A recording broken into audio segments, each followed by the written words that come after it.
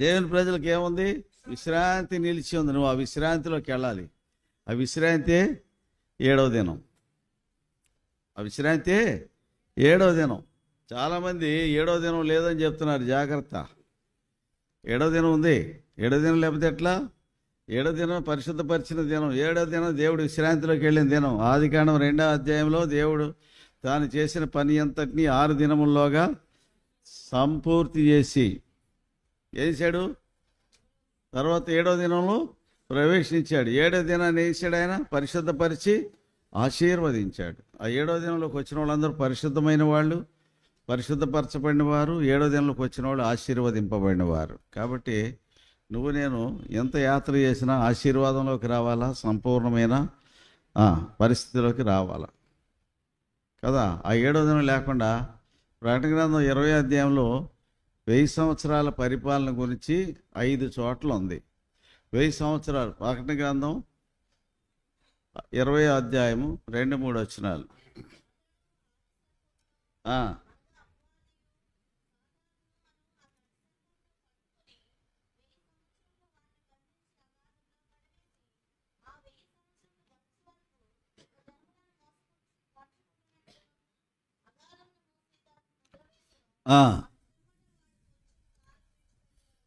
7వ వచనం. దానికి ముందు 5-6 వచనాలు.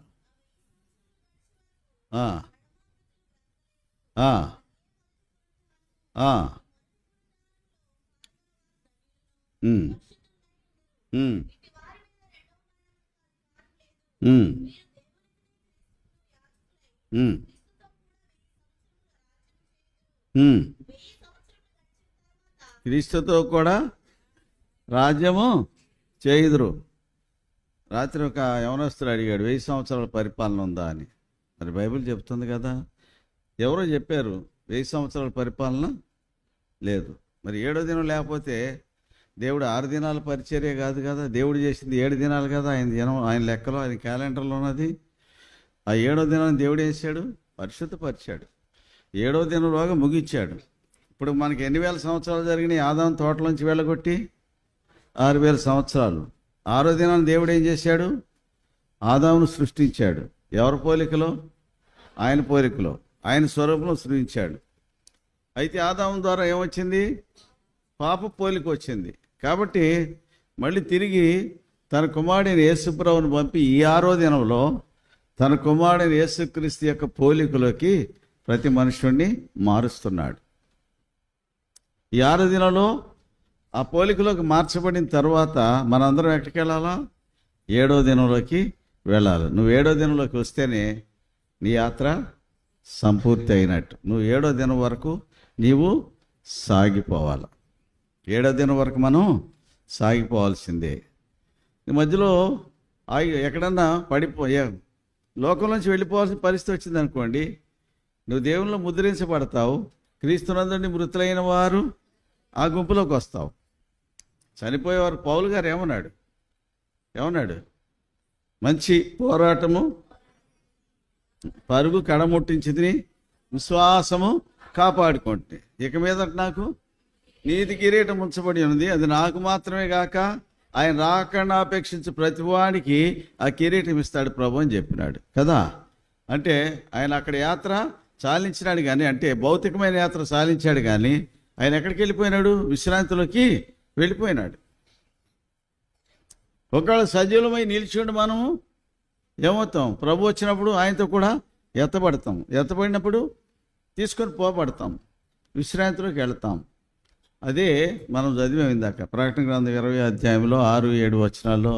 ఆ 1000 సంవత్సరాలు గడిచే వరకు కడమ మృతులు బ్రతకలేదంటే ఆ మృతులు ఎవరాళ్ళు? యేసుప్రభువును అంగీకరించకుండా లోకంలో మొండిగా జీవించి దేవునికి వ్యతిరేకంగా జీవించిన వాళ్ళు. ఆ 1000 సంవత్సరాలు గడిచిన తర్వాత ఏం జరుగుద్ది? 7వ వచనం.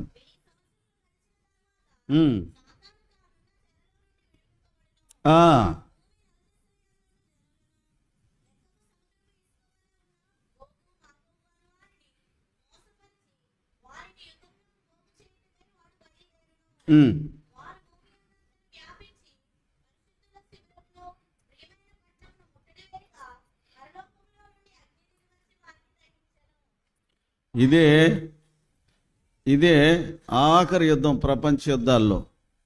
మూడో యుద్ధం ప్రపంచ యుద్ధం యేసుప్రభు వారు ఈ భూమి మీదకి వచ్చే రోజు జరుగుతుంది. ఆఖరి యుద్ధం గోగు మాగోగు అనే వాళ్ళందరినీ తీసుకొని మళ్ళీ యెరూషలేము మీదకి పోగు చేస్తాడు. ఎవరు? సాతాను. 1000 సంవత్సరాల తర్వాత అప్పుడు పరలోకం నుండి అగ్ని దిగి వచ్చి వానితో పాటు వచ్చిన గుంపు అంతటిని అగ్ని దహించి వేస్తుంది. అక్కడతో వాడి chapter close.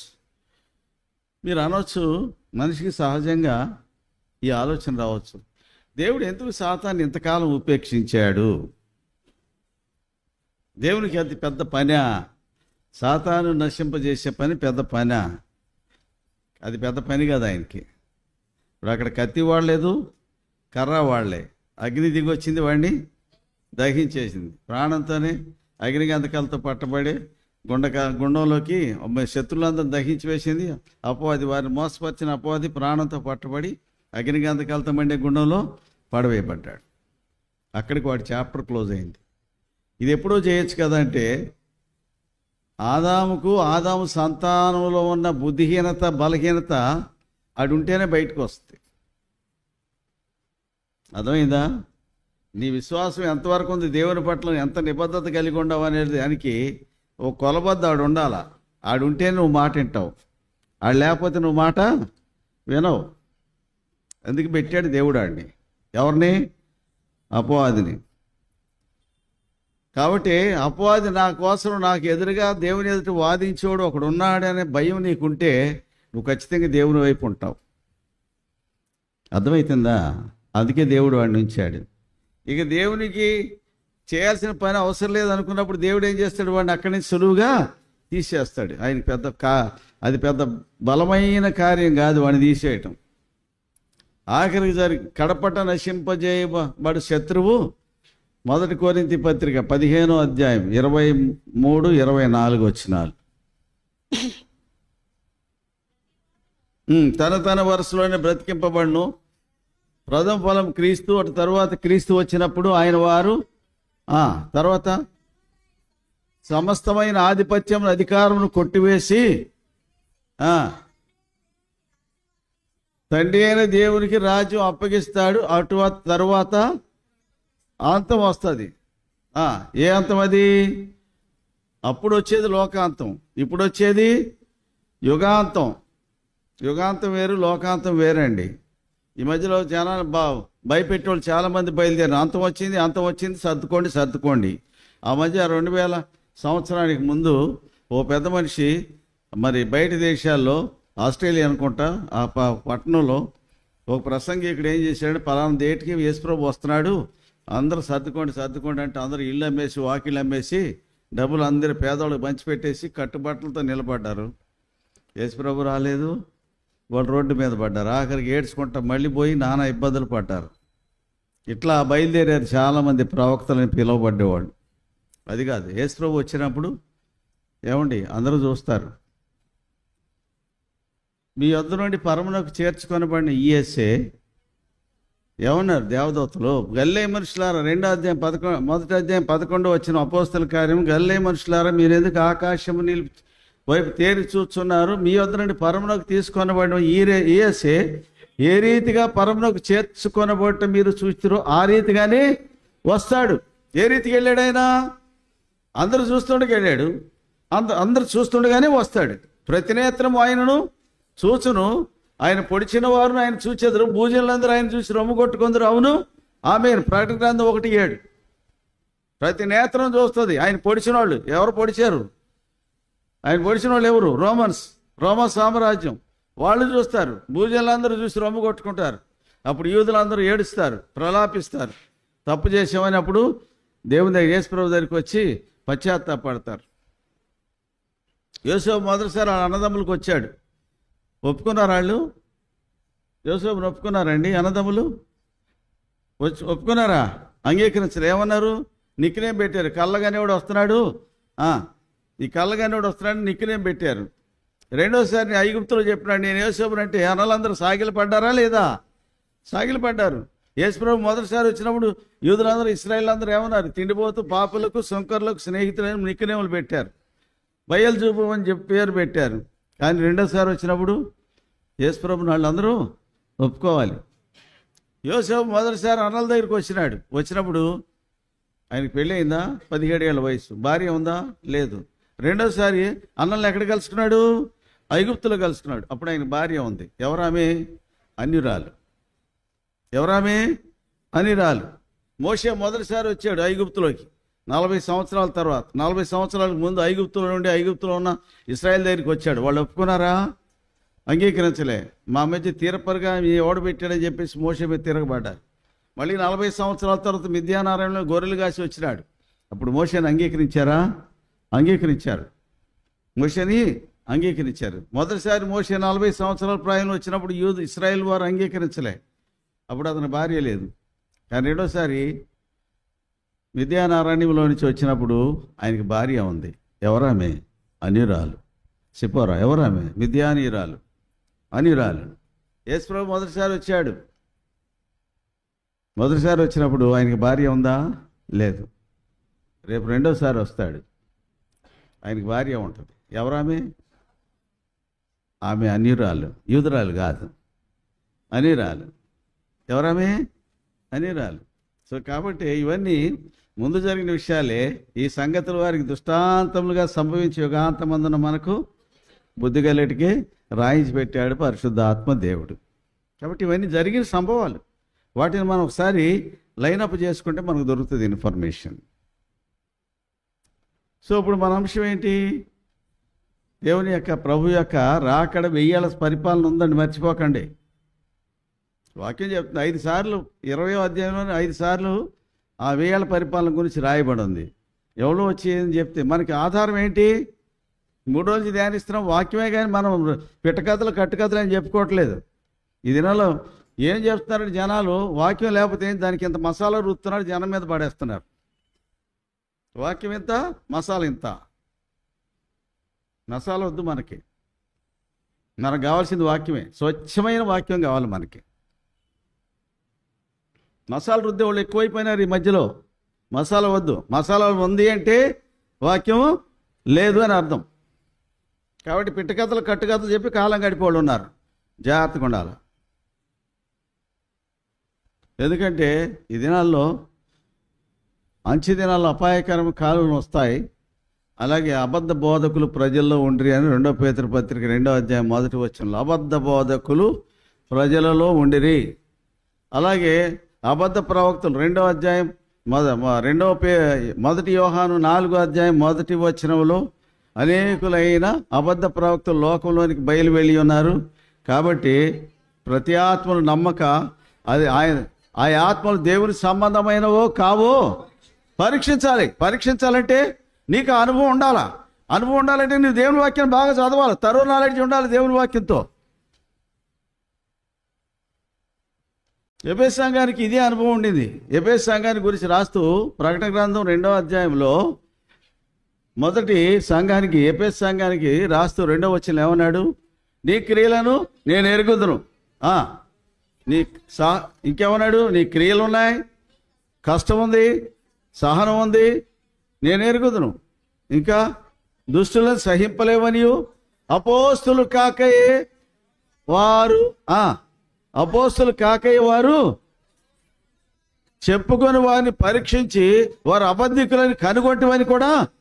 That is the experience of the Ephesian church. ఎఫెసు సంఘం యొక్క అనుభవం అది. అపోస్తులు కాని వారిని వాళ్ళు పరీక్షించి, వీడు దొంగ అపోస్తులు, అబద్ధికులు అని చెప్పేసి వాళ్ళని పరీక్షించి వాళ్ళని పక్కన పెట్టారు. ఎవరు? ఎఫెసు వాళ్ళు. అయినాను ఇన్ని ఉన్నాయి. ఇవన్నీ మెరిట్స్. ఇవన్నీ మెరిట్స్. తర్వాత ఏమన్నాడు ప్రభు? అయినాను నేను నీ మీద తప్పు ఒకటి. ఏం తప్పది? మొదట నీకుండిన ప్రేమను నీవు మర్చితివి.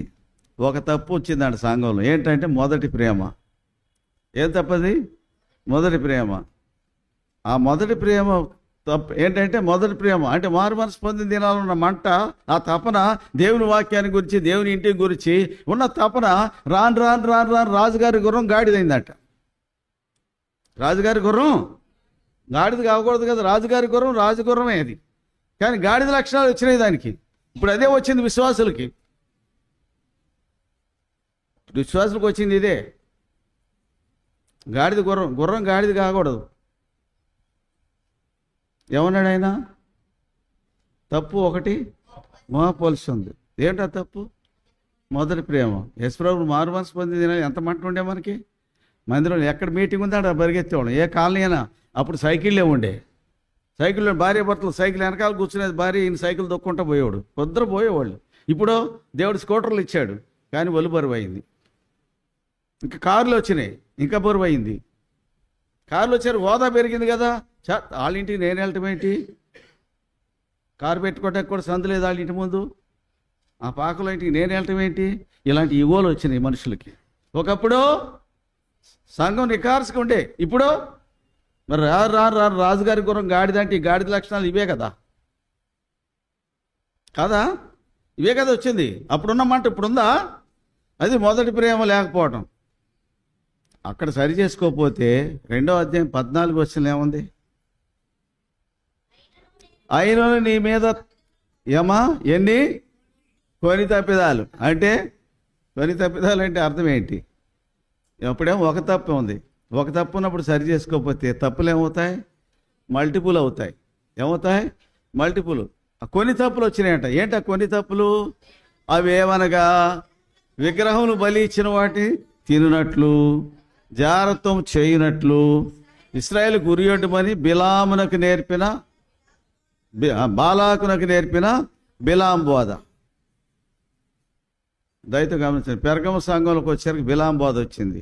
తుయితేరి సంఘంలోకి వచ్చేసరికి యెజబేల్ బోధ వచ్చింది కదా. బిలాం బోధ వేరు, యెజబేల్ బోధ వేరు. యెజబేల్ ఇంకా వ్యభిచారం విచ్చలవిడి లైసెన్సులు ఇచ్చింది యెజబేల్. బాలాకు ఏమి నేర్పాడు బిలాము? జారత్వం, విగ్రహం బలి ఇచ్చిన వాటిని తిరునట్లు, ఇశ్రాయేలు గురియొడ్డమని, జారత్వం చేయనట్లు ఇశ్రాయేలు గురియొడ్డమని బాలాకునకు నేర్పిన బిలాం బోధను అనుసరించేవారు నీలో ఉన్నారు. బిలాం బోధ వచ్చింది. అంటే బాలాకు ఎవరు? బాలాకు మోయాబు రాజు. బిలాం ఎవరు? యెహోవా దేవుని ప్రవక్త.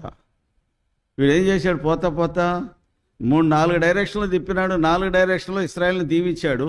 ఈ పోతా ఏం చెప్పినాడు? చెవులో ఒక మంత్రం ఊదిపోయినాడు. ఏమిటంటే, ఇశ్రాయేలుని నువ్వు పాడు చేయాలంటే ఒకే దారి ఏంటి? నీ దగ్గర ఉన్న ఆడపిల్లల్ని, యవనస్తులైన అందగత్తెల్ని ఇశ్రాయేల్ సైన్యంలోకి పంపిస్తే వాళ్ళు ఏం చేస్తారు? వాళ్ళు ఉచ్చులో పడతారు, అని లాక్కొస్తారు. నీ దగ్గర జాతర జరుగుతుంది కదా, ఆ జాతరలో తీసుకొచ్చి వాళ్ళందరూ ఏం చేయాలా? ఆ విగ్రహాలు బలిచ్చాడు చేయి. ఆ బలిచ్చిందని నమస్కారం చేసినట్టు చేయి. వాళ్ళతో జాగ్రత్తం చేయమను, వాళ్ళతో వ్యభిచారం చేయమను. వాళ్ళు పొల్యూట్ అయిపోతారు. దేవుడే తీసుకుంటాడు ఆ సంగతి. నువ్వే కత్తి దుయ్యక్కర్లేదు, కర్ర పట్టక్కర్లే. ఏం చేయాలా? ఇదే బోధ, బిలాం బోధ. తర్వాత ఏం జరిగింది? సంఖ్యాకాండం 23వ అధ్యాయము 24వ అధ్యాయంలో బిలాము వాళ్ళు 4 డైరెక్షన్లో చూసి, నేను ఆయన చూస్తున్నాను కానీ సమీపం ఉన్నట్టు కాదు, ఆయన చూస్తున్నాను కానీ ప్రస్తుతం ఉన్నట్టు కాదు, ఇదిగో నక్షత్రం యాకోబులో ఉదయించనని చెప్పాడు. అయిపోయింది. నేను పోతున్నానయ్యా, ఆఖరి దినంలో ఈ మనుషులు ఏం చేస్తారు కూడా విను అని చెప్పి ఒక చెవిలో ఊదిపోయినాడు. ఊదిపోతే సంఖ్యాకాండం 25 అధ్యాయంలో ఏం జరిగింది అనేది బిలాం మంత్రం. అది ఏంటి? ఇశ్రాయేలు షిత్తీములో దిగి మోయాబు రాండ్రతో వ్యభిచారము చేయసాగిరి. ఎవరు చెప్పారు ఇది?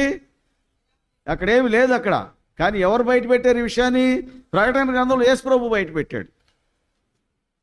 అర్థమవుతుందా? ఇక్కడ మాత్రం కనపడదు. బిలాం ఏం బోధ చేశాడు? నీకు అంత్యకాలం వీళ్ళు ఏం చేస్తారో చెప్తాను విను అన్నాడు. కానీ అక్కడేం బయటకి ఏం రాసి పెట్టలా. కానీ ఎక్కడ రాసి పెట్టాడు? 25 అధ్యాయంలో షిత్తీములో దిగి మోయాబు రాండ్రతో వ్యభిచారం చేయసాగిరి. అదే ఇంకేం చెప్పినాడు? ప్రకటన గ్రంథం 2వ అధ్యాయంలోకి వెళ్ళేసరికి జాగ్రత్తం చేయనట్లు, విగ్రహం బలి ఇచ్చిన వాటి తిన్నట్లు ఇశ్రాయేలు గురియొడ్డమని బాలాకునకు నేర్పిన. హైదరాబాద్లో ఒక సంఘంలో ఇద్దరి మధ్యలో కాన్ఫ్లిక్ట్ వచ్చింది. వాళ్ళు ఏం చేశారు? వాడి మీద పగ తీర్చుకోవాలి, ఇల్లు కొట్టుకుంటే పరుగు పోద్ది. కాబట్టి ఏం చేశారు? ఆర్ఎస్ఎస్ వాళ్ళు డబ్బులు ఇచ్చి వాళ్ళ దాన్ని ఇచ్చారు. ఇదే బిలాం బోధ అంటే. వీళ్ళ ఆటలు సాగలేదని వాళ్ళు అడ్డుకుంటున్నారని ఎవరైతే అడ్డుకుంటున్నారో అడ్డుకున్న వాళ్ళని ఏం చేశారు? ఆర్ఎస్ఎస్ వాళ్ళు తనిచ్చారు. ఇది బిలాం బోధ కాదా? ఇవాళ సంఘాలు ఇది జరగట్లేదా?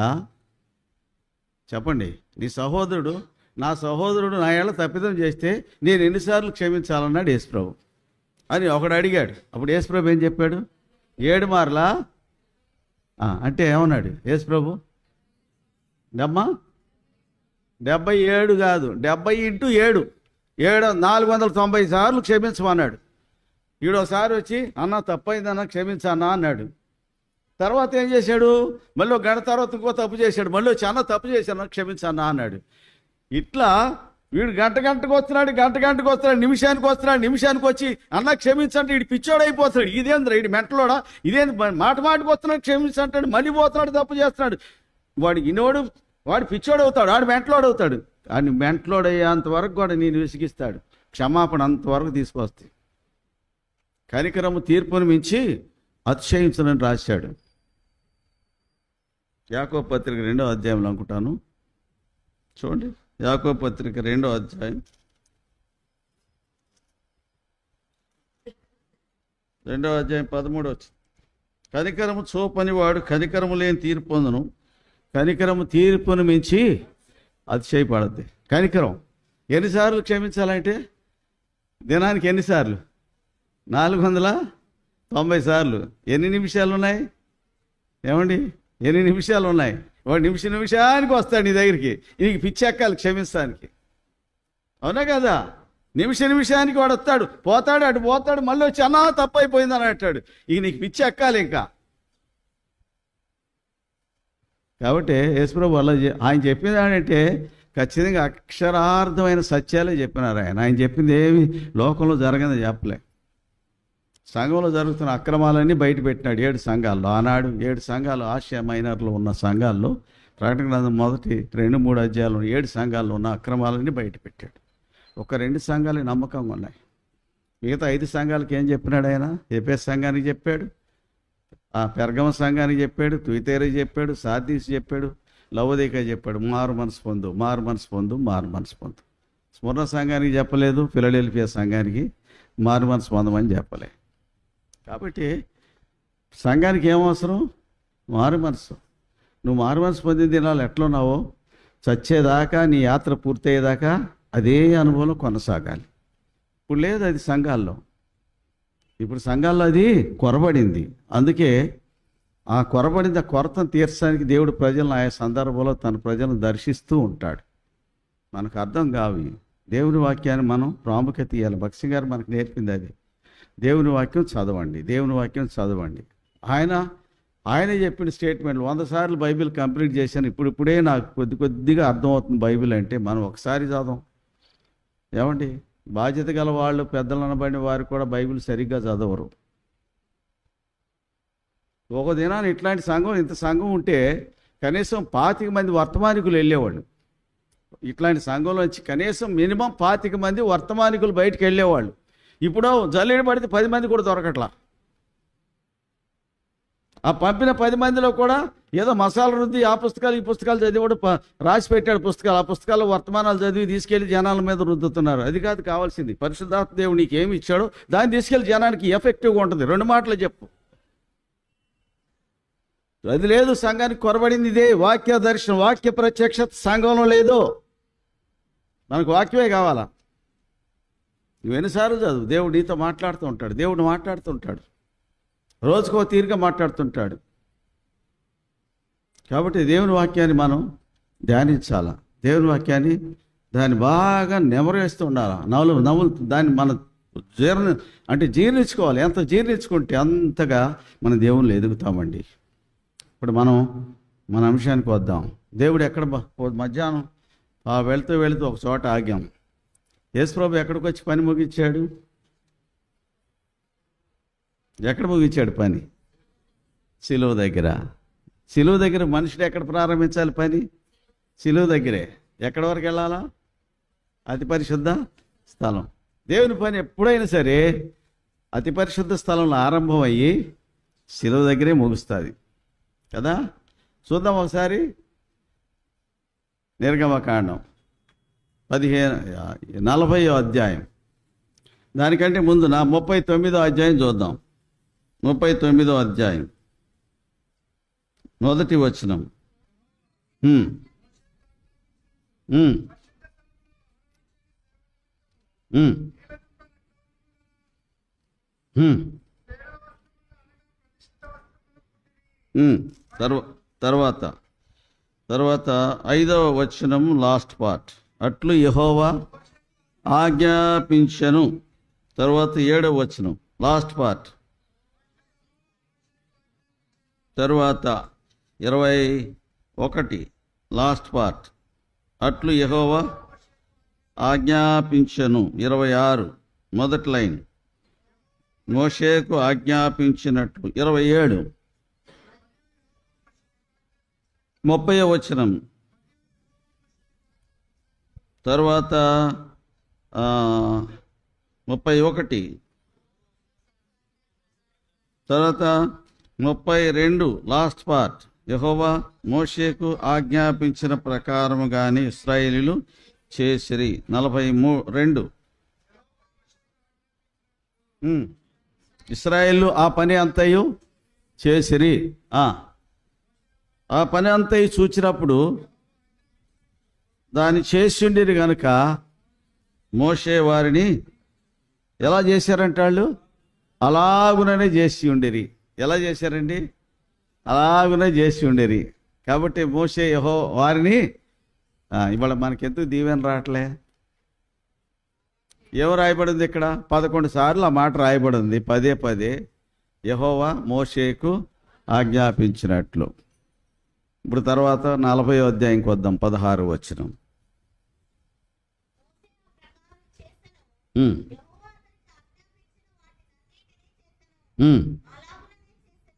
ఎలా చేశాడు ఈయన? మోషే ఎట్లా చేశాడు? మోషే ఎలా చేశాడు? దేవుడు ఆజ్ఞాపించిన ప్రకారమే చేశాడు. ప్రజలు ఎలా చేశారు? దేవుడు ఏదైతే మోషేకి ఆజ్ఞాపించాడో, ఏ ఆజ్ఞ అయితే మోషే ప్రజలకు ఇచ్చాడో, ప్రజలు కూడా అదే ఆజ్ఞను అనుసరించి పనిచేశారు. నాయకుడు ఎట్లా ఉన్నాడో ప్రజలు కూడా అలాగే ఉన్నాడు. 18వ వచనం. మోషే పని ఎక్కడి నుంచి ప్రారంభించాడో చూద్దాం రండి.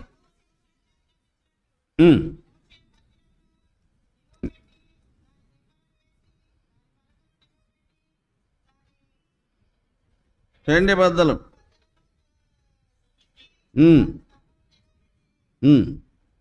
చాలండి. 20 వచనం. మోషే యెహోవా మోషేకు ఆజ్ఞాపించినట్టు అతడు శాసనం తీసుకొని ఎక్కడ పెట్టినాడు? మందసంలో. మందసం ఎక్కడ ఉండదు? మందసం ఎక్కడ ఉండదు? అతి పరిశుద్ధ స్థలం. మోషే పని ఎక్కడి నుంచి ప్రారంభించాడు? దేవుని పని అతి పరిశుద్ధ స్థలం నుండి పని ప్రారంభించాడు. నెక్స్ట్ 22.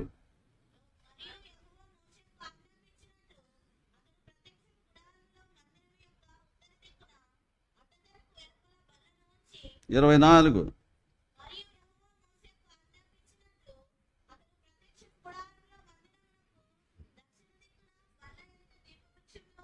ఇరవై 26. ఇవన్నీ ఎక్కడ ఉంటాయి? దీపవృక్షము, ధూపవేదిక, సన్నిధి రొట్టెల బల్ల ఎక్కడ ఉంటాయి అమ్మా? పరిశుద్ధ స్థలమా అతి పరిశుద్ధ స్థలమా? అవండి పరిశుద్ధ స్థలంలో ఉంటాయి.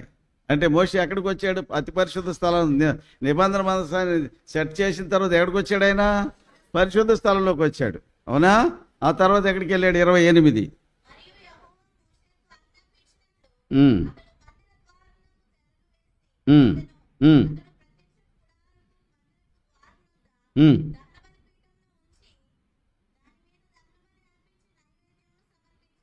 తర్వాత 30.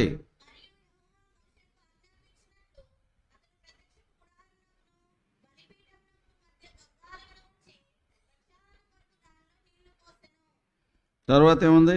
35.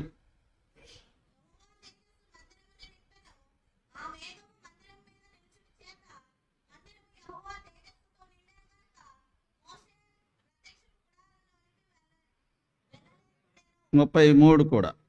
మరియు అతడు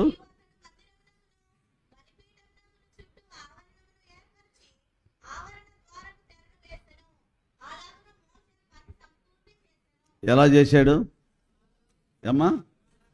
దేవునికి కావాల్సింది ఎవరు? దేవునికి కావాల్సింది ఎవరు చెప్పరే? అలాగ చేసేవాళ్ళు కావాలా? ఎవరు కావాలా? మోషే ఈ వారం నువ్వు బాత్రూమ్లు కడగాలన్నట్టు దేవుడు. మనమైతే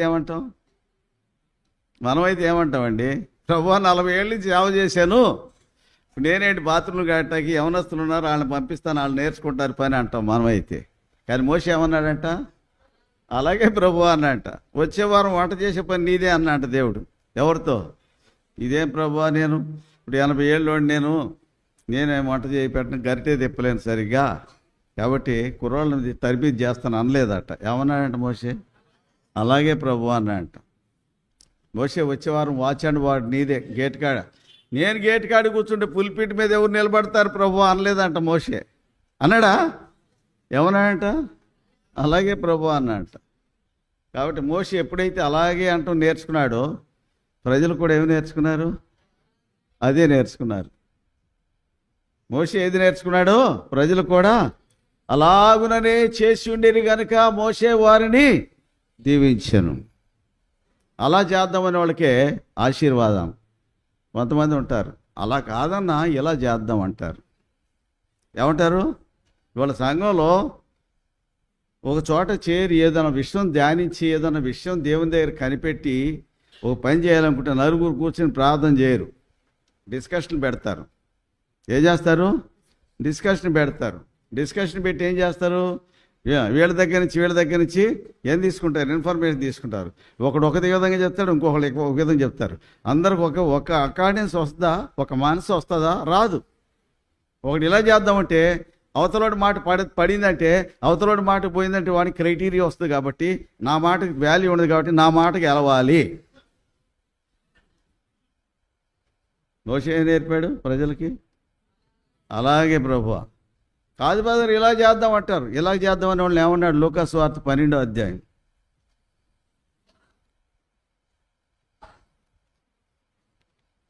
లూకా సువార్త 12వ అధ్యాయము 17.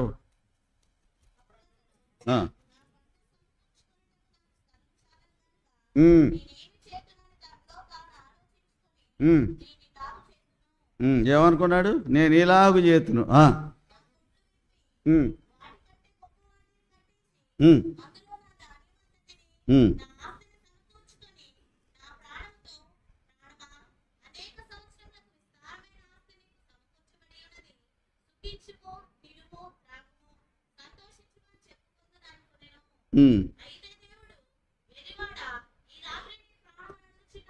ఎవరిని వెర్రివాడని పిలిచింది? ఏమండి? ఇవాళ సంఘంలో ఉన్నది ఎవరు? మీకు కోపాలు రావచ్చు కాక. సంఘంలో ఉన్నది ఎవరు? ఇలా చేద్దామని వాళ్ళే, కానీ అలాగే బ్రదర్ ప్రార్థన చేద్దామని అన్నవాళ్ళు ఉన్నారు ఎవరన్నా? చెప్పరేమండి. అలాగే చేద్దామని వాళ్ళు లేరు. ఇలాగ చేద్దామని సలహాలు ఇచ్చేవాళ్ళు ఉన్నారు. పనిచేయరాళ్ళు దేనికి పులదీసేట వేయరు, కానీ సలహాలు ఇస్తారు. ఇలాగ చేద్దామని సలహాలు ఇచ్చేవాడు ఎవడు? వెర్రోడు. ఇవి సంఘాల్లో వెర్రోళ్ళే ఉన్నారు ఈ దినాల్లో. వాళ్ళు దేవుని దగ్గర కనిపెట్టరాళ్ళు. అలాగ చేద్దామని వాడే దేవుని చిత్తాన్ని నెరవేర్చేవాడు. అప్పుడే మందిరం మీదకి ఏమొచ్చింది? మేఘం వచ్చింది. అందరూ అలాగే చేద్దామన్నారు. అది ఒక్క మనసు. అంటే ఇశ్రాయేలుకి ఏదైనా విషయం వస్తే వాళ్ళందరూ ఏం చేస్తారు? ఒక్క మనుషుడైనట్టు ఏకీపించారు. న్యాయాధిపతులు 20వ అధ్యాయం 11 వచ్చిన ఏముంది? బెన్యామీలను ఎదుర్కోవాలి. బెన్యామీల ద్వారా చాలా నష్టం జరిగింది. కాబట్టి బెన్యామీలను ఎదుర్కోవాలంటే ఈ న్యాయాధిపతుల్లో వాళ్ళందరూ ఏం చేశారు? ఏం చేసినారు? ఒక్క మనుషుడు. అందరిలో ఒకటే మైండ్ వచ్చింది. అదే క్రీస్తు యేసు మనసు. అదే పరిశుద్ధాత్మ దేవుడు నీలో నాలో పుట్టించే మనసు. నీకు ఒక్క మనసు ఉంటే ఎదుటి వ్యక్తిని గౌరవించడం నేర్చుకుంటే అదే మనసు అవతలోడికి వస్తుంది, అదే మనసు 10 మందికి వస్తుంది, అదే మనసు సంఘం అంతటికి వస్తుంది. అవునా కదా? ఇశ్రాయేలు అందరూ ఎట్లా ఏకీపించారంట? ఒక్క మనుషుడైనట్టు ఏకీపించారు. ఒక్క విషయం చేయాలంటే బెన్యామీన్ల గోత్రాన్ని యుద్ధానికి వెళ్ళాలా వద్దా? 10 సార్లు తర్జన భర్జన బట్టి దేవుని దగ్గరికి వచ్చి ఏడ్చారు, ప్రలాపించారు. ఒక దెబ్బ వెళితే 22,000 మంది చంపేశారు. మళ్ళీ ఏడ్చారు, దేవా ఇంతమంది మా దగ్గర చచ్చిపోయారు, వాళ్ళు చచ్చిపోయారు, ఇదేం పరిస్థితి దేవా అని ఏడ్చారు. తర్వాత ఒక గోత్రం తుడిచిపెట్టుకుపోయింది, 600 మంది మిగిలారు. వాళ్ళు పారిపోయి ఎక్కడో గుట్టలో దాక్కున్నారు. ఏడ్చి అక్కడితో ఊరుకోలేదు. వాళ్ళు మళ్ళీ దేవుని దగ్గరికి వచ్చారు, తెచ్చారు. వాళ్ళని తీసుకొచ్చి వాళ్ళకి భార్యలు ఇచ్చి మళ్ళీ ఆ గోత్రాన్ని జాగ్రత్తగా సౌలు కాలానికి వచ్చేసరికి కేవలం 200 సంవత్సరాలు 150 సంవత్సరాలు అయింది. అప్పటికే సౌలుని ఎన్నుకుంటే నా గోత్రం ఏ పాటిది, ఇశ్రాయేలు నేను అల్పుణ్ణి కాదా అన్నాడు సౌలు. ఎందుకంటే గోత్రం అంత లెక్క కలిగిన జనం లేరు. అప్పటికే 45,000 మంది యోధులు చనిపోయినారు కదా. అక్రమాన్ని తుడిచిపెట్టాలంటే ఇశ్రాయేలు అందరూ ఏమైనారు? ఒక్క మనుషుడేటూ ఏకీభించారు. మనం ఏం చేస్తాం? అక్రమాన్ని తీసేయాలంటే 2 పార్టీలు అయిపోతాయి. ఒకడేమో అక్రమం చేసినాడు కొమ్ము కాస్తాడు, ఒకడేమో అక్రమం చేసినాడికి అటు ఇటు కాకుండా గోడ మీద నిలబడి గోడ మీద పిల్లులాగా ఉంటారు. ఏ విషయం చెప్పరాళ్ళు. కొంతమంది ఏం చేస్తారు? ఖచ్చితంగా దీనికి తాడపేడ తేల్చాలంటారు. ఇట్లా 3 గుంపులు. ఒక గుంపు ఏమో గోడ మీద ఉంటుంది, ఎటు అనుకూలంగా అటు దూకేస్తారు వాళ్ళు. బ్రదర్ మేము మీకు అంటే అవతల రేపు పొద్దున వాళ్ళు అప్పర్ హ్యాండ్ తీసుకున్నారనుకోండి, బ్రదర్ మీకు వ్యతిరేకంగా మేము మాట్లాడలేదు, మీ పక్కనే మాట్లాడాం బ్రదర్ అని చెప్పేసి వీళ్ళు వాళ్ళు కలిసిపోతారు గుంపులో. ఇట్లాంటి గుంపులు ఉంటే సంఘాలు ఎక్కడ బాగుపడతాయండి చెప్పండి? ఇవన్నీ మన సంఘాల్లో జరుగుతున్నా రచ్చ. ఇంత రచ్చలు మనకు అవసరం. దేవుని వాక్యానికి ధ్యానం ఇస్తే, దేవుని వాక్యానికి స్థలం ఇస్తే ఈ రచ్చలు జరగవు. సంఘానికి కావాల్సింది ఇదే. ఇప్పుడు రిపేర్ చేసుకోవాలి, మనం బాగు చేసుకోవాలి, మనం కట్టాలి. ఎవడు కట్టరు మనల్ని. మనమే రిఫార్మ్ చేసుకోవాలి, మనమే రిపేర్ చేసుకోవాలి. నీవే స్థితిలో నుండి పడితేవో జ్ఞాపకం చేసుకొని మారు మనసు పొంది ఆ మొదటి క్రియలు చేయమన్నాడు ఎఫెసు సంఘాన్ని. ఎక్కడ పడ్డావు నీకు తెలుసు. ఏలియా ఎత్తబడిన తర్వాత 100 మంది శిష్యులు ఉన్నారు. 100 మంది శిష్యులు ఉంటే, నీ యొద్ద మాకు స్థలం ఇరుగ్గా ఉంది, 2వ రాజుల 6వ అధ్యాయం. నీ యొద్ద మాకు స్థలం ఇరుగ్గా ఉంది కాబట్టి మేమేం చేస్తాం? యోర్దానికి వెళ్ళి కట్టెలు కొట్టుకొచ్చి తలవక మానులు తెచ్చి ఏం చేస్తాం? వేరొక చోట. ఏంటమ్మా? మరి ఒక చోట అంటే ప్రవక్తను వదిలిపెట్టి ఎంతమంది ఉన్నారు? 100 మంది 100 గుళ్ళు కట్టుకుంటారు. అదే కదా, 100 మంది 100 గుళ్ళు కట్టుకుంటారు. ఒకడేం చేశాడట, నువ్వు కూడా మాతో రావాలన్నట. వచ్చాడు. వీడేం చేస్తున్నాడు? చదవండి 3-4 వచనం.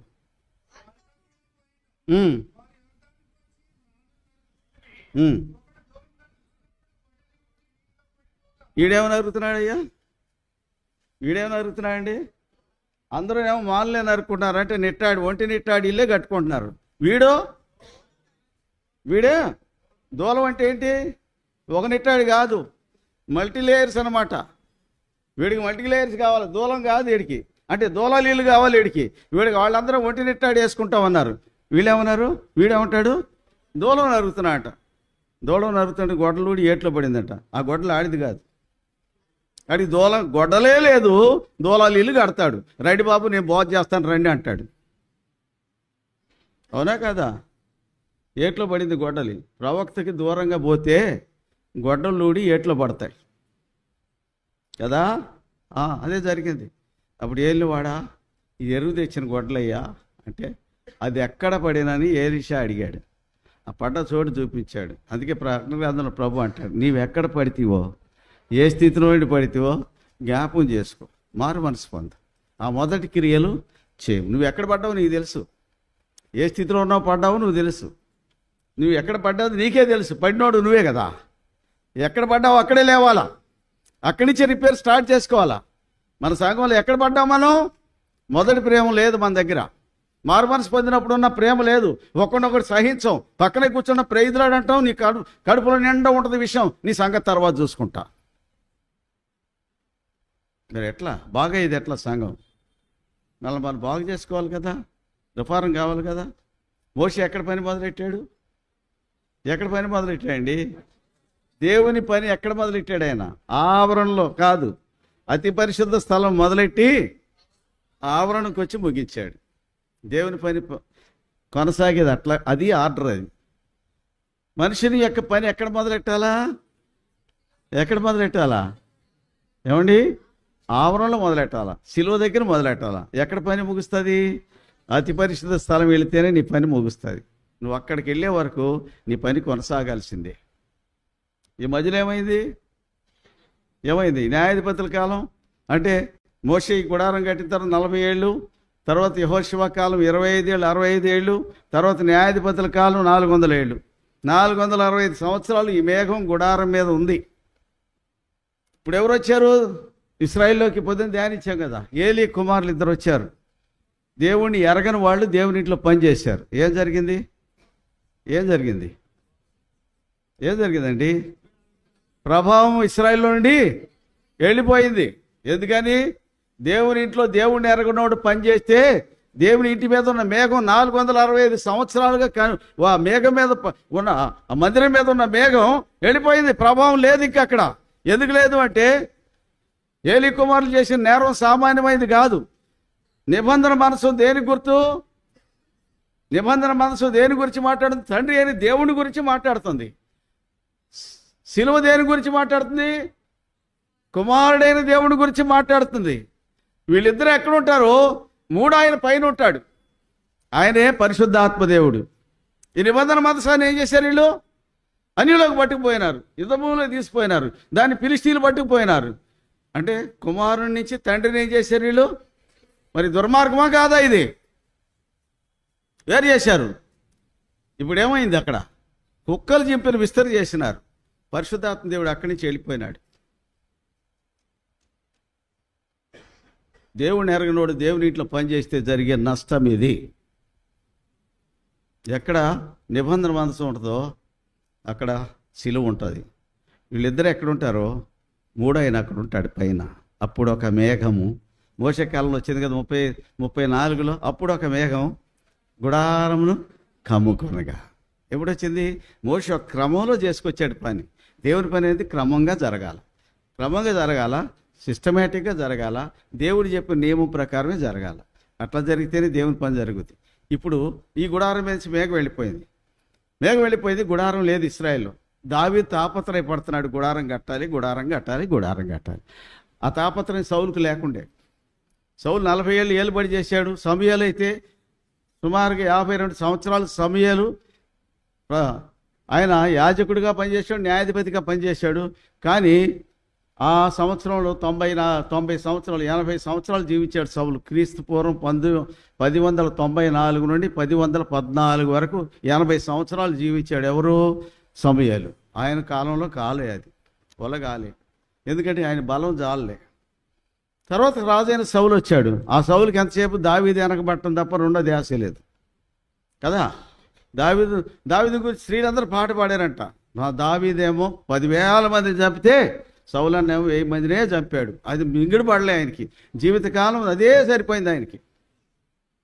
మందిరాన్ని పట్టించుకోలే. తర్వాత ఎవరు వచ్చారు? దావీదు వచ్చాడు. ఏం చేశాడు? దావీదు చేశాడు. ఇప్పుడు మందిరం పని మొదలెట్టాలి. దేవుడేమో నువ్వు విస్తారమైన రక్తం ఒలికించావు, నువ్వు మందిరాన్ని కట్టొద్దన్నాడు. మరి ఏం చేశాడు? నీ కుమారుడైన సొలొమోను చేత నేను దాన్ని కట్టిస్తా. అతని కాలం వచ్చేసరికి నేను ఏం చేస్తాను? దేశంలో నెమ్మది ఇస్తాను. అప్పుడు నెమ్మది ఉన్న కాలంలో మందిరం కట్టండి. ఇప్పుడు దావీదు ఊరుకున్నాడా? దావీదు ఊరుకోలేదండి. మొదటి దినవృత్తాంతంలో 22వ అధ్యాయం 14 వచనం. మొదటి దినవృత్తాంతంలో 22:14.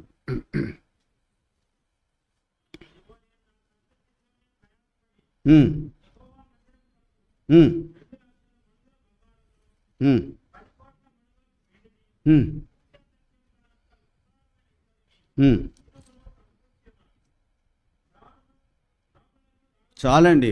ఏమంటాడు దావీదు? కొడుకు హ్యాండ్ ఓవర్ చేస్తున్నాడు సంపద. ఎంతండి? 2 లక్షల మణుగుల. మణుగంటే ఎన్ని వీసలు? ఇప్పుడు కిలోకి ఎన్ని గ్రాములో తెలియదు. మణుగంటే మా చిన్నప్పుడు ఉండే మణుగులు. మణుగంటే 8 వీసలు. వీస అంటే 1400 గ్రాములు. 8 వీసలు 1400 గ్రాములు ఇంటూ 8. సుమారుగా అంటే లెక్కేసుకుంటే ఇప్పుడు 12 కిలోలు వెయిట్. అర్థమైందండి? అట్లాంటివి ఎన్ని మణుగులు? 2,00,000 మణుగులు. ఒకరోజు కూర్చుని ఇది ఎంత అవుతుందని క్యాల్కులేటర్ తీసుకుని కిమ్మత్ ఎంత అయింది లెక్కేసుకుంటా కూర్చున్నా. చూసుకుంటే 110 లారీల బంగారం తేలింది. దాని విలువ నేను 1982 సంవత్సరం ఓపెన్ బైబిల్ కొన్నా. అప్పుడు వాల్యూ ప్రకారం, గోల్డ్ వాల్యూ ప్రకారం దాని విలువ ఎంత చేశారంటే $729 బిలియన్. 729 బిలియన్ డాలర్స్ అంటే దాన్ని ఇండియన్ కరెన్సీలోకి కన్వర్ట్ చేస్తే 35,000 కోట్లు. ఎంతండి? 35,000 కోట్లు కిమ్మత్తు గల బంగారాన్ని దావీదు కలెక్ట్ చేసి పెట్టాడు. ఇవాళ రేటు ప్రకారం అది వేస్తే 1,50,000 కోట్లు. ఇవాళ బంగారం తులం రేటు వేస్తే బంగారం వాల్యూ ఎంత అంటే దావీదు సంపాదించి పెట్టిన, దేవుని ఇంటి కోసం సంపాదించి పెట్టిన ఆస్తి ఎంత అంటే బంగారం 75 లక్షలు, అంటే 1,50,000 కోట్లు. ఒక రాష్ట్ర ప్రభుత్వానికి సరిపడినంత బడ్జెట్ అది. అంత కిమ్మత్తు గల బంగారాన్ని సంపాదించి పెట్టాడంట. ఇంకా 10 కోట్ల మణుగుల అంటే సుమారు 1,100 లారీల బంగారం, వెండి. చూస్తే కాస్త కాదు, తోసశక్యము కానంత ఇత్తడి ఇనుము నేను ఇది కొడుక్కి హ్యాండ్ ఓవర్ చేసినాడండి. రేపు పొద్దున నీ పిల్లలకి హ్యాండ్ ఓవర్ చేయడానికి నీ దగ్గర ఏమైనా ఉందా అంటే ఏమీ లేదు, ఒట్టి చేతులే. తల్లిదండ్రులారు ఆలోచించండి. దావీదు తన తర్వాత సింహాసనం మీద కూర్చునే కొడుకు కోసం, నాయన దేవుని ఇంటి కోసం నేను ఎంత సిద్ధపరిచాను రా, ఇదంతా తీసుకుని నువ్వు దేవుని మందిరం కట్టు. ఇది దావీదు ఒక తండ్రి మనసు అండి. దేవుని ఇంటి మీద 29వ అధ్యాయం 3వ వచనం, మొదటి దినవృత్తాంతం.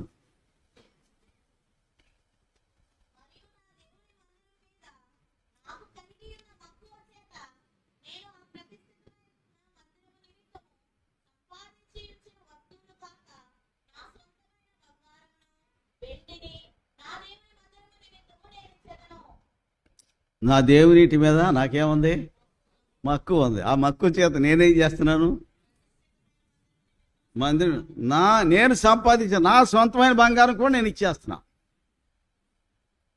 దేవుని ఇల్లు అంటే అంత ఇష్టం దావీదుకి. కాబట్టి దేవుడు కట్టొద్దన్నాడు కాబట్టి ఒలివ కొండ మీద ఒక ఆరాధన స్థలం అక్కడ పెట్టుకున్నాడు ఆయన. అక్కడ పోయి దేవుని ఆరాధించి వచ్చేవాడు. ఎందుకు? యెరూషలేములో ఏమి లేదు, ప్రత్యక్ష గుడారం లేదు, మందిరం లేదు. మరి ఏం చేయాలా? ఆయనకేముంది? లోపల మంట ఉంది. యెహోవా నీ తేజోమహిమ నీళ్ళు స్థలము నేను ప్రేమించున్నాను. 26:8 కదా. 23:6 చిరకాలము యెహోవా మందిరంలో నేను నివాసం చేసేదను. నేను నివాసం చేయాలి, కానీ నాకు దేవుని మందిరం లేదు. ఎంత ఏడ్చుంటాడు, ఎంత ప్రలాపించుంటాడు. ఈ మాట మనకి ఎవరికైనా ఉందా? చెప్పరేమండి. ఈ మాట మనకి ఎవరికైనా ఉందా? మన ఇల్లు కట్టుకోవాలి, 4 ఫ్లోర్లు వేసుకోవాలి, 5 ఫ్లోర్లు వేసుకోవాలి, ఈ ధ్యాసే తప్ప దేవునిటి మీద ఎవరికైనా మమకారం ఉందా? మరి నేను ఇక్కడికి రావడానికి నాకు ఈ స్థానం కల్పించింది దేవుడే కదా, ఇంట్లో తెచ్చిపెట్టింది దేవుడే కదా, ఈ పుట్టకోళ్ళ నీళ్ళు. మరి నాకు ఏమైనా మంట ఉందా? దేవుని ఇల్లు ఎందుకంటే నీ కన్నీళ్లు తుడచడానికి, నీ బాధ ఇతరులతో పంచుకొని ప్రార్థన చేయించుకోవడానికి, దీనికి మాత్రం దేవుని ఇల్లు కావాలి. కానీ అది బాగుండకూడదు నీ ఇంటికంటే. అది ఎట్ట పాడైనా పర్లే, దాన్ని కట్టడానికి 100 మంది 100 పేర్లు పెడతారు. అది ఎందుకంటాడు ఒక ఆయన, ఇది ఎందుకంటాడు ఒక ఆయన, ఇట్లా చేద్దాం అంటాడు ఒక ఆయన, అట్లా చేద్దాం అంటాడు ఒక ఆయన. కానీ ఎవరు కూడా దేవునిటిని సుందరంగా కడదామని ఆలోచన రాదు. సొలొమోను కట్టాడు. నా భూతో నా భవిష్యత్ అంటే భూతకాలంలో లేదు, భవిష్యత్ కాలం లేదు, అలాంటి మందిరాన్ని కట్టాడు సొలొమోను. గోడలంతా బంగారం బతికిచ్చాడు. లారీలు కొద్ది బంగారం వాళ్ళ ఆయన ఇచ్చిపోయినాడు. వాళ్ళ ఆయన బంగారాన్ని ఇచ్చిపోయినాడు, సంపాదించి పెట్టాడు.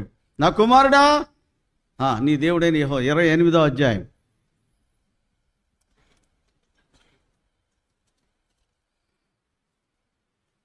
28:9 వచనం కూడా చూడండి.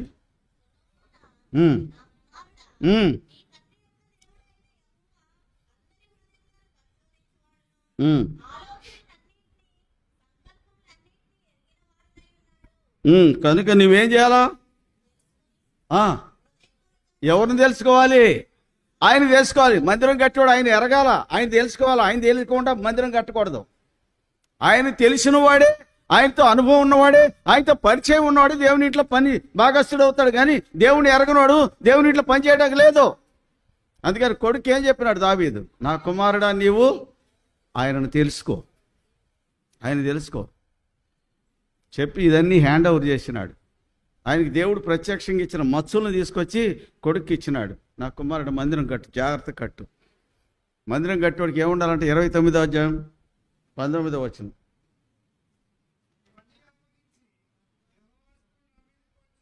ఇరవై 19:15.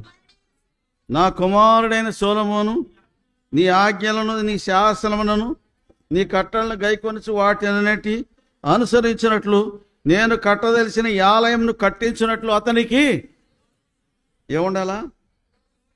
దోషం లేని హృదయం ఉండాలి. మందిరం కట్టేవాడికి నిర్దోషమైన హృదయం ఉండాలి. ఎవరికి? మందిరం కట్టేవాడికి. స్వార్థపూరితమైన పనులు చేస్తున్నారు ఈ దినాల్లో విశ్వాసులు. వీడు కడితే వాడి పేరే వస్తుంది. వాడి పేరు ఎందుకు రావాలి? నా పేరు రావాలి. నీ పేరేముంది? నువ్వు చచ్చిపోతే రేపు తెల్లారితే 2 సమాధి మీద ఉంటుంది నీ పేరు. ఇక్కడెందుకండి? ఆ డినామినేషన్లు రాయించుకుంటారు, పలానా ఆయన ఇన్ని డబ్బులు ఇచ్చాడు, పలానా ఆయన ఇన్ని డబ్బులు ఇచ్చాడు. మనకు భక్సింగ్ గారు అది నేర్పలేదు కాబట్టి, లేకుండా మనకు కూడా వచ్చాయి పలకలు. మనకు కూడా ఆ పలకలు వచ్చాయి. భక్సింగ్ గారు మనకు నేర్పలేదు. ఈ చేత్తో ఇచ్చింది ఈ చేతికి తెలియకూడదని నేర్పాడు మనకి. అదే నేర్చుకున్నాం మనం. మందిరం కట్టేవాడికి నిర్దోషమైన హృదయం ఉండాలి. మందిరం కట్టేవాడికి దేవుని తెలుసుకోవాలా. ఇవన్నీ కావాల్సిన లక్షణాలు. తర్వాత ఏం చేసినాడు సొలొమోను? అన్నీ కట్టించుకుంటూ వచ్చినాడు, అన్నీ చేసుకుంటూ వచ్చినాడు. అన్నీ చేసుకుంటూ వస్తే ఇప్పుడు చదవండి 2వ దినవృత్తాంతములు 5వ అధ్యాయం 13-14 వచ్చినారు.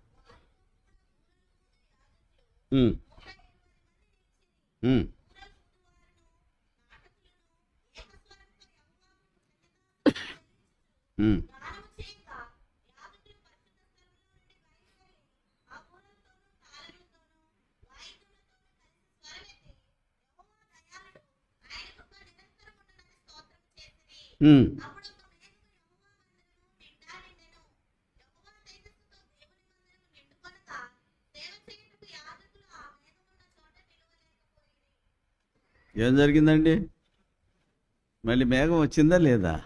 ఎప్పుడు వచ్చింది? ఒక క్రమం ప్రకారం కట్టాడు ఎవరు? సొలొమోను. కట్టిన తర్వాత దేవుని ఆరాధించడం మొదలుపెట్టారు. అప్పుడు ఒక మేఘం ఎప్పుడొచ్చింది? ఎన్నాళ్ళ తర్వాత? సమూయేలు కాలం 52 సంవత్సరాలు, సౌలు కాలం 40 సంవత్సరాలు. ఎన్నేళ్ళు అయింది మేఘం వెళ్ళిపోయి? 92. తర్వాత దావీదు కాలం 40 సంవత్సరాలు. ఎన్నేళ్ళయింది? 132. సొలొమోను తన ఏలుబడిలో 4వ సంవత్సరం మొదలెట్టి 11వ సంవత్సరం ముగించాడు. 7 సంవత్సరాలు మందిరం కట్టాడు. అంటే 11 సంవత్సరాలు. 132 + 11 143. ఆ మేఘం వెళ్ళిపోయిన మేఘం తిరిగి రావడానికి 143 years పట్టింది. పోగొట్టుకోవడం సులువండి. నువ్వు కష్టపడితే కదా నీకు తెలిసేది దాని విలువ. పోగొట్టుకోవడం సులువు, కానీ దాన్ని కష్టపడి దాన్ని మళ్ళీ తిరిగి ఆ మేఘం ఆ మందిరం మీదకి రావడానికి ఎన్ని సంవత్సరాలు పట్టింది? 143 years పట్టింది కదా. ఇశ్రాయేల్ జరిగిన చరిత్ర ఇది. ఇవాళ మనం అనుకుంటున్నాం మనం అంతా ఆరాధన చేస్తున్నాం, మందిరాల మీద ఏమి లేదు, మేఘాలు లేవు, మందిరం మీద ఏమి లేదు, ఒట్టి డబ్బా కొట్టుకుంటున్నాం అంతే. దేవుడు పరిశుద్ధాత్మ దేవుని యొక్క నింపుదల లేని సంఘాలు ఎన్నో ఉన్నాయి. ఎందుకు వచ్చినాయి? చిలవల పల్లగా ఎవడికాడి గిట్టపోతే చాలు 4-10 మందికి కొడతారు, వెళ్ళిపోయి కూడా ఇంకో గూడు పెట్టుకుంటారు. ఏమిటిది? ఈ గిట్టపోతే పొడిచేవాడు ఉంటాడు, అరిచేవాడు ఉంటాడు, కరిచేవాడు ఉంటాడు. అందరూ కలిసి ఉంటేనే సంఘం అది. అవునా కదా? రాత్రి విన్నాం కదా, నోవా వాళ్ళు ఎవరున్నారు? తన్నేవాడున్నాడు, తొక్కేవాడున్నాడు, అరిసేవాడున్నాడు, కరిసేవాడున్నాడు, నేనే రాజునని ప్రకటించుకున్నాడు. అందరూ ఉన్నారు వాళ్ళలోనే. కానీ వాడు వదిలిపెట్టి పారిపోయినాడు నోవా. వాడలోనే పడి ఉన్నాడు. దేవుడు తలుపు తీసేవారికి, ప్రభు వచ్చే వరకు వాడలోనే పడి ఉండాలి. ఏమండి? అది చేయట్లేదు. ఎందుకు? ఇవాళ ఓర్చుకునే మైండ్ లేదు విశ్వాసులకి. నీకు మేఘం అనే దాని వాల్యూ తెలీదు. 143 సంవత్సరాలు వేచి ఉండాల్సి వచ్చింది ఇశ్రాయేలు. దావీదు దాని కొరకు ఆ దినం చూడాలి ఎంత తాపత్రయపడ్డాడు. ఆ మేఘం ఆ గుడారం మీద ఉంటుంటే నేను చూడాలి ఎంతో ఆశపడ్డాడు ఆయన. పాపం ఆయన ఆశ తీరలేదు. కానీ ఎవరి కాలంలో వచ్చింది ఆ మేఘం? సొలొమోను కాలంలో వచ్చింది. బహుశా దావీదుంటే ఆయన జన్మ ధన్యం అయిపోయి ఉండేది అనుకున్నాడు ఆయన. కానీ దేవుడు ఆయన నిరోధించాడు. నువ్వు యుద్ధాలు చేసావు, అమాయకులు ప్రాణాలు తీసావు అంటే యుద్ధం చేసినప్పుడు అనేక మంది శత్రువులు వస్తారు. వాళ్ళందరినీ ఏం చేయాలి? చంపాల్సింది తప్పదు. లేకపోతే ఆడిని వదిలిపెడితే ఆడే శత్రువు అవుతాడు. తన ప్రాణం రక్షించుకోవడానికైనా అవతలని చంపాల్సిందే. అట్లా ఎంతోమంది నీ చేతులు చచ్చిపోయినారు దావీదు. కాబట్టి నువ్వు రక్తం ఒలికించావు, నువ్వు నా మందిరం కట్టొద్దు అన్నాడు దేవుడు. అన్నాడా లేదా? కాబట్టి నీ కుమారుడిని సొలొమోనుతో నేను కట్టించుకుంటా అన్నాడు. దావీదు బహుశా ఎట్లా తగ్గించుకున్నాడో, ఎంత దీనుడైపోయినాడు నాకు అర్థం కాదు. అవునా కాదా? ఎస్, అంత దీనులు అయితేనే దేవుని చిత్తానికి లోబడతాం. ఇంత కష్టపడి ఇంత సంపాదించి ఇన్ని కోట్ల మణుగుల అంటే ఇన్ని మణుగుల బంగారం వెండి సంపాదించి నువ్వు మందిరం కట్టొద్దంటే ఆయన ఉత్సాహం మీద నీళ్లు చల్లాడు దేవుడు కదండి. ఆయన ఉత్సాహం అంతా నీరు గారిపోయింది. అయినప్పుడు నిరుత్సాహపడలేదు సరికదా. దేవుని ఆజ్ఞకు లోబడ్డాడు. ప్రభువా ఒక అవకాశం ఇస్తే నేను కూడా చేస్తాను కదా అని బతిమలాడు ఉండొచ్చు. దేవుడు లేదు నువ్వు చేయడానికి వీలే లేదన్నాడు. మోషే 2 సార్లు బతిమలాడు, దేవా ఒకసారి వాగ్దాన దేశం చూడనిస్తావా అని చేసింది చాలు. మోషే ఆ పేరు ఎత్తొద్దు అన్నాడు. అంత నమ్మకమైన వాడు భూమి మీద ఉన్న మిక్కిలి సాత్వికుడు. ఆ మిక్కిలి సాత్వికుడు ఒకసారి వాగ్దాన దేశం వెళ్ళి చూసి వస్తానయ్యా అని అడిగితే ఒప్పుకున్నాడా దేవుడు? ఒప్పుకోలే. చాలు, నువ్వు చేసింది చాలు, నువ్వు చూసింది చాలు. నీకు కావాలని నువ్వు చూస్తానంటే ఆ కొండ మీద పిసుగా కొండ మీద తీసిపోయి ఆ కొండ మీద ఎక్కించి ఇప్పుడు చూడ నీకు కనపడినంత వరకు దాన్ని మొదలుకొని బెయేర్షెబా వరకు చూడమన్నాడు. చూశాడు. చాలు, జన్మ ధన్యమైపోయింది. దావీదు మందిరం కట్టొద్దు అన్నాడు. ఏం చేస్తాడు దావీదు? అప్పుడు ఒక మేఘం ఎప్పుడొచ్చింది? దావీదు తర్వాత. దావీదు చనిపోయిన 11 ఏళ్ళకి ఆ మేఘం వచ్చింది. ఎక్కడ? గుడారం మీదకి. అప్పుడు ఒక మేఘము మందిరము నిండాను. మందిరం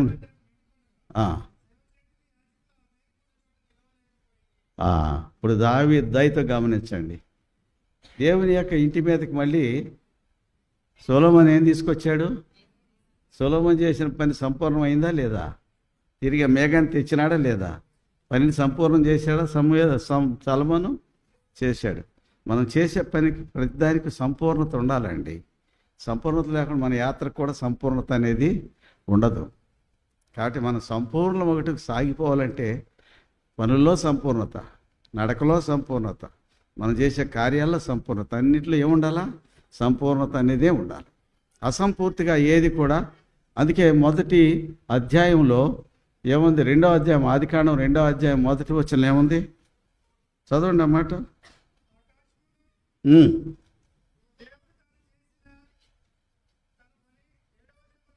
2వ అధ్యాయం 1వ వచనం. వాటిలో ఉన్న సమస్త సమూహమును ఏం చేశాడు దేవుడు? సంపూర్తి చేశాడు. అరకొర పని చేయలే ఆయన పని సంపూర్తిగానే ఉంటుంది. ఇంకేం చేశాడు? తాను చేసిన పని 7వ దినంలోగా సంపూర్తి చేసి తాను చేసిన పని అంతటి నుండి 7వ దినమున విశ్రమించెను. విశ్రాంతిలోకి వెళ్ళాడు 7వ దినానికి. ఆయనకి ఏం పని లేదు. ఆయనకి ఇంకే చేయడానికి ఏం పని లేదు. పూర్తిగా చేశాడు, అన్ని పనులు సంపూర్తి చేశాడు. అందుకే యేసుప్రభువు అన్నాడు, తండ్రి చేయుటకు నీవు నాకు ఇచ్చిన పని నేనేం చేశాను? యోహాను సువార్త 17:4, 17:3 ఒకటి చూడండి అన్నమాట.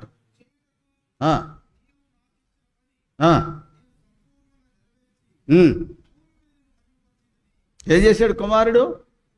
తండ్రి మనసు ఎలా ఉంటుందో కుమారుడు మనసు కూడా అలాగే ఉంటుంది.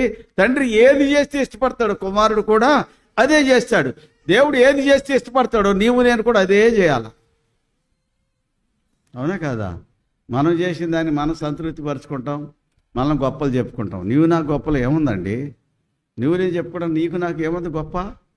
చెప్పండి. మనం ఎక్కడి నుంచి వచ్చాం? పాపంలో పుట్టాం, పాపంలో పెరిగాం, పాపంలో జీర్ణించి బతికిన వాళ్ళం మనం. ఎక్కడ మన కేర్ ఆఫ్ అడ్రస్ బురద లోకంలో బతికాము. అట్లాంటి వాళ్ళని తీసుకొచ్చి దేవుడు తన ఇంట్లో పెడితే వాళ్ళు మన దేవునికి చేసేది ఏముంది చెప్పండి? ఏదో ఆరాధన చేస్తాం, నోటి మాట చిలక పలుకులు, కానీ దేవునికి మనం చేయాల్సింది చాలా ఉంది, చేసింది మాత్రం పిసరంత కూడా లేదు. కాబట్టి మనం వెళ్ళాల్సిన ప్రయాణం ముందు చెడ్డ ప్రయాణం ఉంది. ఆ ప్రయాణంలోకి ఏం చేయాలి? మనం సంపూర్ణ మగుటకు సాగిపోవాలి. ఎప్పటి వరకు? ఆ 7వ దినం వచ్చే వరకు. ప్రభు ఒకవేళ మనం ఉండటానికి అనుమతించితే అప్పటి వరకు మనం ఏం చేయాలా?